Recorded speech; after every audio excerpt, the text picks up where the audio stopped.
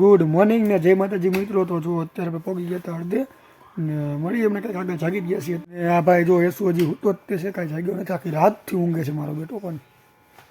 તો અત્યારે આપણે પગી ગયા હતા જામનગર ને જો જામનગર જંકશન ઉપર અત્યારે રેલવે ઊભી છે. તો ફાઇનલી આપણે દ્વારકા પગી ગયા ને જો કાંઈ કરતા થોડોક આગા છીએ તો ગાડીમાં જ તે છે, પણ દ્વારકાધીશનું મંદિર દેખાય છે. જુઓ ઉપર જે પહેલી જગ્યા દેખાય ને એ છે. તો ફાઇનલ દ્વારકાથી ટ્રેનમાંથી ઉતરી ગયા ને એસપલેનો મોટો બ્લોગ ઉતારે છે ને આપણે શોર્ટ ઉતારી લીધો. તો ગાઈસ ફાઇનલી આપણે દ્વારકાધીશના મેન ગેટે પહોંચી ગયા છીએ ને બસ હવે અહીંથી જઈએ છીએ અંદર મંદિરે. તો મળીએ મંદિરે જઈને. ફાઇનલી મંદિરે પહોંચી ગયા હતા. તો જો દ્વારકાધીશનું મંદિર, કારણ કે અંદરનો વિડીયો નહીં ઉતારી કેમ કે ફોન અંદર અલાઉડ નથી એટલે. ને આપણે આવી ગયા હતા પાછળ. તો અહીંયાથી ઘણી બધી માછલી ને એમને આપણે લઈ જતો લોટ નાખવા માટે.